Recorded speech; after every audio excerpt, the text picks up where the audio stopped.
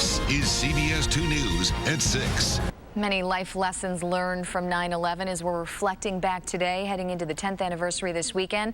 Let's go back to Jim out at the Field Museum. And we are joined now at this Ground Zero 360 exhibit here at the Field Museum by Ahmed Rehab. He is the executive director of the Council on American-Islamic Relations. He has spent so many years trying to dispel what you say are myths about Muslim Americans. In the last 10 years, has life been more difficult for the folks you represent? Unfortunately so. We've seen a lot of politicization, a lot of exploitation of what happened on 9/11 for political agenda, for ratings on certain television networks. That sort of fed into this generalizing thing that all Muslims are guilty for what happened on 9/11 for the attacks, whereas it was really a gang of criminals, Al-Qaeda, and not Muslims at large, of course. I continually see postings on Facebook and other social media from people who say, well, you know what, other groups are not attacking us. Muslims are attacking us. You say what in response to that? Again, when you say Muslims, is it the 1.5 billion people? Is it me and my mother and father and sisters? And, you know, what Muslims? It's Al-Qaeda who happen to be Muslims.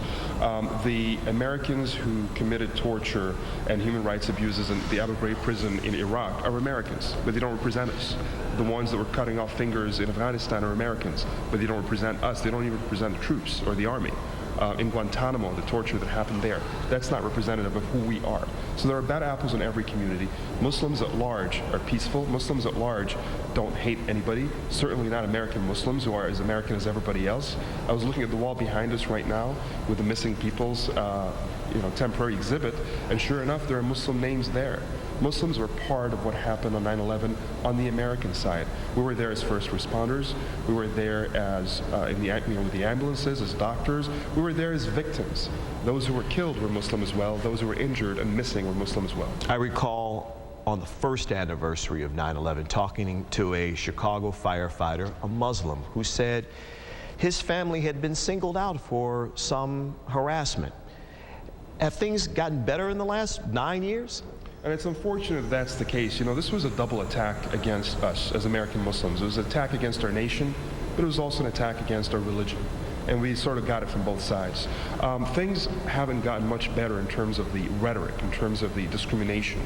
And I hope that they do. I hope that, 10 years later, we're able to move on in that respect. No longer politically exploiting the memory of 9/11, to focus on the memory of the victims, to never forget that, but to move on from, being the victims as a nation, moving forward with hope and away from this fearism, as I call it, which is the other side. There's terrorism, our enemies attacking us, but there's fearism, the culture from within that keeps stoking fears, the fear-mongering that we have in this nation. All right, Ahmed Rehab, good to be with you this morning. He is the executive director of the Council on American-Islamic Relations. Susan? Thank you, Jim. We'll have much more.